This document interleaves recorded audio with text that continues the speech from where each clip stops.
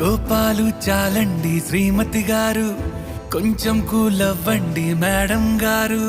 చామంతి నవ్వే విసిరే మేరు, కసిరేస్తూ ఉన్నా బావున్నారు. సరదాగా సాగే సమయంలోన మరిచిపోతే బాధ కబురు. వద్దు అంటూ ఆపేదెవరు? కోపాలు చాలండి శ్రీమతి గారు, కొంచెం కూలవ్వండి మేడం గారు.